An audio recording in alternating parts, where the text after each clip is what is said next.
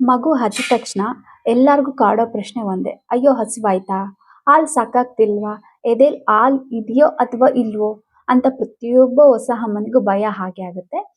ನಮಸ್ಕಾರ ಫ್ರೆಂಡ್ಸ್, ನನ್ನ ಬೇಬಿ ಹುಟ್ಟಿದಾಗ ನನಗೂ ಎಕ್ಸಾಕ್ಟ್ಲಿ ಇದೇ ಟೆನ್ಷನ್ ಇತ್ತು.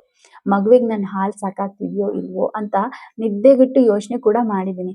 ಸೊ ಅಕ್ಕಪಕ್ಕ ಮನೆಯವರೆಲ್ಲರೂ ಕೂಡ ತುಂಬಾ ಟಿಪ್ಸ್ನ ಕೊಟ್ಟಿದ್ರು. ಬಟ್ ಇವತ್ತು ನಾನು ನನ್ನ ಪರ್ಸನಲ್ ಎಕ್ಸ್ಪೀರಿಯನ್ಸ್ ಮತ್ತೆ ಮೆಡಿಕಲ್ ಸೈನ್ಸ್ ಪ್ರಕಾರ ಸೂಪರ್ ಇಂಪಾರ್ಟೆಂಟ್ ವಿಷಯಗಳನ್ನ ನಿಮಗೆ ಶೇರ್ ಮಾಡ್ತೀನಿ. ಈ 10 ನಿಮಿಷ ನೀವು ನೋಡಿದ್ರೆ ನಿಮ್ಮ ಮನಸ್ಸಲ್ಲಿರೋ ಪ್ರತಿಯೊಂದು ಕನ್ಫ್ಯೂಷನ್ ಬಗ್ಗೆ ಇರುತ್ತೆ. ಒಂದೇ ಒಂದು ಸೆಕೆಂಡ್ ಕೂಡ ಸ್ಕಿಪ್ ಮಾಡ್ದೇನೆ ಕೊನೆವರೆಗೂ ನೋಡಿ. So first and for most thing, ಈ ಪ್ರಪಂಚದಲ್ಲಿ ಮದರ್ಸ್ ಮಿಲ್ಕ್ಗೆ ಸರಿಸಾಟಿ ಬೇರೆ ಯಾವುದೂ ಇಲ್ಲ. ಸೊ WHO ಅಂದ್ರೆ ವರ್ಲ್ಡ್ ಹೆಲ್ತ್ ಆರ್ಗನೈಸೇಷನ್ ಪ್ರಕಾರ ಮಗು ಹುಟ್ಟಿದ ಮೊದಲ 6 ಮಂತ್ಸ್ ಅದಕ್ಕೆ ತಾಯಿ ಹಾಲು ಬಿಟ್ಟು ಬೇರೆ ಏನನ್ನೂ ಬೇಕಾಗಿಲ್ಲ. ವಾಟರ್ ಕೂಡ ಕೊಡೋ ಅಗತ್ಯ ಇರೋದಿಲ್ಲ. ಯಾಕೆ ಗೊತ್ತಾ? ಕಂಪ್ಲೀಟ್ ನ್ಯೂಟ್ರಿಷನ್ ಅಂದ್ರೆ ಅಮ್ಮನ ಹಾಲಲ್ಲಿ 80% ಹೆಚ್ಚು ನೀರಿನಂಶ ಜೊತೆಗೆ ಎಕ್ಸಾಕ್ಟ್ ಅಮೌಂಟ್ ಆಫ್ ಪ್ರೋಟೀನ್ಸ್ ಮತ್ತೆ ಫ್ಯಾಟ್ ಕೂಡ ಇರುತ್ತೆ. ಮತ್ತೆ ಇಮ್ಯುನಿಟಿ ಬೂಸ್ಟರ್ ಅಂದ್ರೆ ಮಗುವಿಗೆ ಯಾವುದೇ ಬ್ಯಾಕ್ಟೀರಿಯಾ ಅಥವಾ ವೈರಲ್ ಇನ್ಫೆಕ್ಷನ್ ಬರದಂತೆ ಕಾಯೋ ರೋಗ ನಿರೋಧಕ ಶಕ್ತಿ ಕೂಡ ಸಿಗುತ್ತೆ. ಇದು ಯಾವ ಡಬ್ಬದ ಹಾಲಲ್ಲೂ ಕೂಡ ಸಿಗೋದಿಲ್ಲ. ಮತ್ತೆ ಮಾಮ್ಸ್ ಹೆಲ್ತ್ ಕೂಡ ಅಂದ್ರೆ ಬ್ರೆಸ್ಟ್ ಫೀಡಿಂಗ್ ಮಾಡೋದ್ರಿಂದ ಅಮ್ಮಂದಿರಿಗೆ ವೆಯ್ಟ್ ಲಾಸ್ ಬೇಗ ಆಗುತ್ತೆ. ಮತ್ತೆ ಯೂಟ್ರಸ್ ಅಂದ್ರೆ ಗರ್ಭಾಶಯ ನಾರ್ಮಲ್ ಸೈಜ್ಗೆ ಬರೋದಕ್ಕೂ ಯೂಸ್ ಆಗುತ್ತೆ. ಮತ್ತೆ ತುಂಬಾ ಜನ ಹಾಕೋತಾರೆ ಡೆಲಿವರಿ ಆದ ತಕ್ಷಣ ಲೀಟರ್ ಗಟ್ಲೆ ಹಾಲು ಬರುತ್ತೆ ಅಂತ. ಸೊ ನೋ ಗಾಯ್ಸ್, ಹಾಗಲ್ಲ. ಸೊ ಫಸ್ಟ್ 2-3 ಡೇಸ್ ಬರೋ ಹಾಲು ಸ್ವಲ್ಪ ಥಿಕ್ ಆಗಿ ಲೆಮನ್ ಯೆಲ್ಲೋ ಕಲರ್ ನಲ್ಲಿ ಬರುತ್ತೆ. ಅದನ್ನ ಕೊಲೆಸ್ಟ್ರಾಮ್ ಅಂತಾರೆ. ಇದು ಮಗುವಿಗೆ ಸಿಗೋ ಫಸ್ಟ್ ವ್ಯಾಕ್ಸಿನ್ ಇದ್ದಂತೆ. ಸೊ ಬಹಳಷ್ಟು ಅಮ್ಮಂದಿರು ಹಾಲು ಕಮ್ಮಿ ಬರ್ತಿದೆ ಅಂತ ಟೆನ್ಷನ್ ತಗೋತಾರೆ. ಬಟ್ ಇಲ್ಲೊಂದು ಸಣ್ಣ ಸೈನ್ಸ್ ಇದೆ. ಸೊ ಡೇ 1 ಅಂದ್ರೆ ಹುಟ್ಟಿದ ಫಸ್ಟ್ ಡೇ ಮಗುವಿನ ಟಮ್ಮಿ ಎಷ್ಟು ದೊಡ್ಡದಿರುತ್ತೆ ಗೊತ್ತಾ? ಜಸ್ಟ್ ಒಂದು ಚಿಕ್ಕ ಚೆರಿ ಹಣ್ಣಷ್ಟು ಅಂದ್ರೆ 5 to 7 ml ಅಷ್ಟೇ ಸಾಕಾಗುತ್ತೆ. ನೆಕ್ಸ್ಟ್ ಡೇ 3 ಅಂದ್ರೆ ಒಂದು ವಾಲ್ನಟ್ ಗಾತ್ರಕ್ಕೆ ಬೆಳೆದಿರುತ್ತೆ. ಅಂದ್ರೆ 22 to 27 ml ಅಷ್ಟು ಹಾಲು ಇದ್ರೆ ಸಾಕಾಗುತ್ತೆ. ನೆಕ್ಸ್ಟ್ ಡೇ 10 ಅಂದ್ರೆ ಜಸ್ಟ್ ಒಂದು ಕೋಳಿ ಮೊಟ್ಟೆಯಷ್ಟು ಇರುತ್ತೆ. ಅಂದ್ರೆ 60 ml ಅಷ್ಟು ಹಾಲು ಸಾಕಾಗುತ್ತೆ. ಅಂದ್ರೆ ಅಷ್ಟು ಚಿಕ್ಕ ಹೊಟ್ಟೆಗೆ ಆ ಹಳದಿ ಬಣ್ಣದ ಹಾಲಿನ 1-2 ಡ್ರಾಪ್ಸ್ ಸಾಕಾಗುತ್ತೆ. ಹಾಗಾಗಿ ಹಾಲು ಕಮ್ಮಿ ಇದೆ ಅಂತ ಎದ್ರಿ ಆ ಹಳದಿ ಹಾಲನ್ನ ಚೆಲ್ಬೇಡಿ. ಮಗುವಿಗೆ ಖಂಡಿತ ಅದನ್ನ ಕೊಡಿಸಿ. ಮತ್ತೆ ನಮ್ಮಲ್ಲಿ ಇನ್ನೊಂದು ದೊಡ್ಡ ಮಿಸ್ಕನ್ಸೆಪ್ಷನ್ಸ್ ಅಂದ್ರೆ ತಪ್ಪು ಕಲ್ಪನೆ ಇದೆ. ಏನ್ ಗೊತ್ತಾ? ನಾವು ತಿಂದ ಊಟನೇ ನೇರವಾಗಿ ಹಾಲಾಗುತ್ತೆ ಅಂತ. So that is totally wrong. ನಾವು ತಿಂದ ಊಟ ಡೈಜೆಸ್ಟ್ ಆಗಿ ಬ್ಲಡ್ಗೆ ಸೇರುತ್ತೆ. ಆ ರಕ್ತದಿಂದ ನಮ್ಮ ಬ್ರೆಸ್ಟ್ ಟಿಶ್ಯೂಸ್ ಪ್ರೊಲ್ಯಾಕ್ಟಮ್ ಅನ್ನೋ ಹಾರ್ಮೋನ್ ಸಹಾಯದಿಂದ ಹಾಲನ್ನ ಪ್ರಿಪೇರ್ ಮಾಡುತ್ತೆ. ಇದು ಪಕ್ಕ ಡಿಮ್ಯಾಂಡ್ ಅಂಡ್ ಸಪ್ಲೈ ಕಾನ್ಸೆಪ್ಟ್ ಮೇಲೆ ಕೆಲಸನ ಮಾಡುತ್ತೆ. ಮಗು ಎಷ್ಟು ಹೆಚ್ಚು ಹಾಲು ಕುಡಿಯುತ್ತೋ ಬ್ರೈನ್ಗೆ ಅಷ್ಟು ಸಿಗ್ನಲ್ ಹೋಗಿ ಹಾಲು ಹೆಚ್ಚು ಪ್ರೊಡ್ಯೂಸ್ ಆಗುತ್ತೆ. ಮಗು ಆಗಾಗ ಹಾಲು ಕೇಳ್ತಿದೆ ಅಂದ್ರೆ ಹಾಲು ಸಾಲ್ತಿಲ್ಲ ಅಂತಲ್ಲ, ಅದು ನಿಮ್ಮ ಬಾಡಿಗೆ ಇನ್ನೂ ಹೆಚ್ಚು ಹಾಲು ಬೇಕು ಪ್ರಿಪೇರ್ ಮಾಡುವಂತ ಸಿಗ್ನಲ್ ನ ಕಳಿಸ್ತಿದೆ ಅಷ್ಟೇನೆ. ಮತ್ತೆ ತುಂಬಾ ಜನ ಅಮ್ಮಂದಿರು ಹೇಳೋ ದೂರು ಏನಂದ್ರೆ ಹಾಲು ಕುಡ್ಸುವಾಗ ನಿಪ್ಪಲ್ ತುಂಬಾ ನೋವಾಗುತ್ತೆ, ಗಾಯ ಆಗುತ್ತೆ ಅಂತ. ಇದಕ್ಕೆ ಕಾರಣ ಇನ್ಕರೆಕ್ಟ್ ಲ್ಯಾಚಿಂಗ್ ಅಂತಂದ್ರೆ ಹಾಲು ಕುಡಿಸುವಾಗ ಈ 3 ಮ್ಯಾಜಿಕ್ ರೇಟಿಂಗ್ಸ್ ನ ನೆನಪಲ್ಲಿ ಇಟ್ಕೋಬೇಕು. First one, wide open mouth ಅಂದ್ರೆ ಮಗು ಜಸ್ಟ್ ನಿಪ್ಪಲ್ ಮಾತ್ರ ಹಿಡಿಬಾರ್ದು. ಕಪ್ಪು ಭಾಗದ ಮುಕ್ಕಾಲು ಭಾಗ ಮಗುವಿನ ಬಾಯಿಯೊಳಗೆ ಇರಬೇಕು.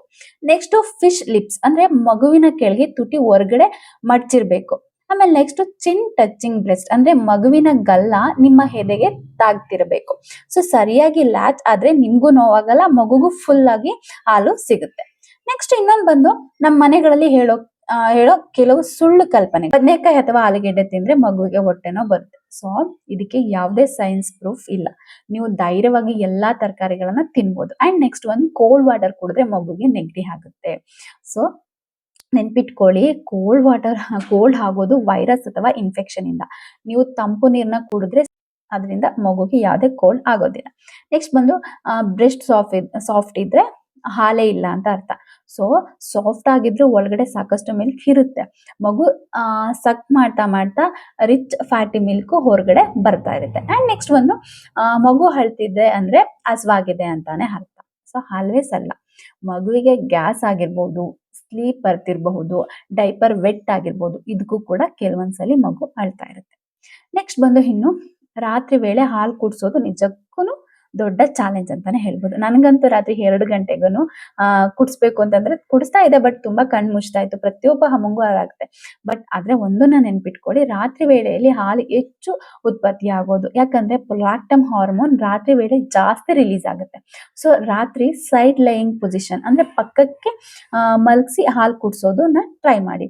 ಸೊ ಹಾಲು ಕುಡಿಸಿದ ಮೇಲೆ ಬರ್ಪಿಂಗ್ ಅಂದ್ರೆ ತೇಗ್ ಬರ್ಸೋದನ್ನ ಮರಿಬೇಡಿ. ಮಗುವನ್ನ ಹೆಗಲ ಮೇಲೆ ಹಾಕೊಂಡು ಬೆನ್ಸಾವ್ರಿ, ಇಲ್ದಿದ್ರೆ ಮಗು ವಾಂತಿ ಮಾಡುತ್ತೆ ಅಥವಾ ಗ್ಯಾಸ್ ಕೂಡ ಆಗ್ಬೋದು.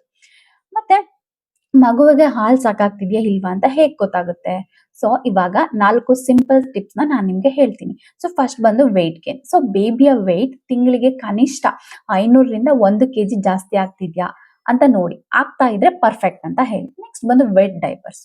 ದಿನಕ್ಕೆ ಕನಿಷ್ಠ 6ರಿಂದ 8 ಬಾರಿ ಮಗು ಮೂತ್ರ ಮಾಡ್ತಿದ್ರೆ ನಿಮ್ಗೆ ಹಾಲು ಸಾಕಾಗ್ತಿದೆ ಅಂತ. ನೆಕ್ಸ್ಟ್ ಬಂದು ಹ್ಯಾಪಿ ಬೇಬಿ. ಫೀಡ್ ಆದ್ಮೇಲೆ 2-3 ಅವರ್ಸ್ ಪ್ರಶಾಂತವಾಗಿ ನಿದ್ದೆ ಮಾಡ್ತಿದ್ಯಾ ಅಂತ ನೋಡಿ. ಸೊ ಇದಿಷ್ಟು ಇದ್ರೆ ನಿಮ್ ಬೇಬಿಗೆ ಹಾಲು ಸಾಕಾಗ್ತಿದೆ. ಮತ್ತೆ ಫಾರ್ಮುಲಾ ಮಿಲ್ಕ್ ಅಂದ್ರೆ ಪುಡಿ ಹಾಲು ಕೊಡ್ತಿದ್ದೀರಾ. ಸೊ ಅಗತ್ಯವಿದ್ದಾಗ ಫಾರ್ಮುಲಾ ಮಿಲ್ಕ್ ಕೊಡೋದು ತಪ್ಪಲ್ಲ. ಆದ್ರೆ ಈ 3 ರೂಲ್ಸ್ ನ ನೀವು ಮಸ್ಟ್ ಮಾಡಿಬೇಡಿ. ಸೊ ಫಸ್ಟ್ ಸ್ಟೆರಿಲೈಸೇಷನ್ ಅಂದ್ರೆ ಬಾಟಲ್ ಮತ್ತೆ ನೀರನ್ನ ಚೆನ್ನಾಗಿ ಕುದಿಸಿ ಕ್ಲೀನ್ ಮಾಡ್ಬೇಕು. ನೆಕ್ಸ್ಟ್ ಬಂದು ಎಕ್ಸಾಕ್ಟ್ ರೇಷಿಯೋ ಅಂತಂದ್ರೆ 1 ಸ್ಕೂಪ್ ಪೌಡರ್ಗೆ ಎಕ್ಸಾಕ್ಟ್ 30 ml ವಾಟರ್. ಸೊ ಜಾಸ್ತಿ ಪೌಡರ್ನ ಹಾಕಿದ್ರೆ ಕನ್ಸೆಪ್ಷನ್ಸ್ ಕೂಡ ಆಗ್ಬೋದಾಗಿರುತ್ತೆ. ನೆಕ್ಸ್ಟ್ ಬಂದು 30 ಮಿನಿಟ್ಸ್ ರೂಲ್ ಅಂದ್ರೆ ಮಗು ಕುಡ್ದ ಉಳಿಸಿದ ಹಾಲು 30 ನಿಮಿಷ ಆದ್ಮೇಲೆ ಬಿಸಾಡಿ, ಮತ್ತೆ ಅದನ್ನ ಕೊಡೋದಿಕ್ಕೆ ಹೋಗ್ಬೇಡಿ. ಕೊನೆಯದಾಗಿ ನನ್ನ ಎಲ್ಲಾ ಸ್ವೀಟ್ ಅಮ್ಮಂದಿರಿಗೆ ಒಂದು ಮಾತು, ಸೋಷಿಯಲ್ ಮೀಡಿಯಾ ನೋಡಿ ಅಥವಾ ಪಕ್ಕದ ಮನೆಯವ್ರನ್ನ ನೋಡಿ ನಿಮ್ಮನ್ನ ಕಂಪೇರ್ ಮಾಡ್ಕೋಬೇಡಿ. ಅವಳಿಗೆ ಎಷ್ಟು ಹಾಲು ಬರ್ತಿದೆ, ನನ್ಗೆ ಯಾಕೆ ಬರಲ್ಲ ಅಂತ ಬೇಸರನೂ ಮಾಡ್ಕೋಬೇಡಿ. Every mothers is different, every baby is unique. ಮಗುವಿಗೆ ಪ್ರೀತಿ ಕೊಟ್ಟು ಸಾಕೋ ಪ್ರತಿಯೊಬ್ಬ ತಾಯಿಯು ಸೂಪರ್ ಮಾಮ್. ಆಯ್ತಾ? ಈ ವಿಡಿಯೋ ನಿಮ್ಮ ಮನಸ್ಸಿಗೆ ಸ್ವಲ್ಪ ಸಮಾಧಾನ ತಂದಿದ್ರೆ ಒಂದು ಲೈಕ್ ಮಾಡಿ. ನಿಮ್ಮಂತೆಯೇ ಸ್ಟ್ರಗಲ್ ಮಾಡ್ತಿರೋ ಇನ್ನೊಬ್ಬ ಹೊಸ ಅಮ್ಮನಿಗೆ ಇದನ್ನ ಶೇರ್ ಮಾಡಿ. ಮಕ್ಕಳ ಪಾಲನೆ ಮತ್ತೆ ಅಮ್ಮಂದ್ರ ಹೆಲ್ತ್ ಬಗ್ಗೆ ಇನ್ನಷ್ಟು ಸೈಂಟಿಫಿಕ್ ಅಂಡ್ ಪ್ರಾಕ್ಟಿಕಲ್ ಮಾಹಿತಿಗಾಗಿ ನಮ್ಮ ಚಾನಲ್ ಸಬ್ಸ್ಕ್ರೈಬ್ ಆಗಿ ಬೆಲ್ ಐಕಾನ್ನ ಕ್ಲಿಕ್ ಮಾಡೋದನ್ನ ಮರಿಬೇಡಿ. Thank you.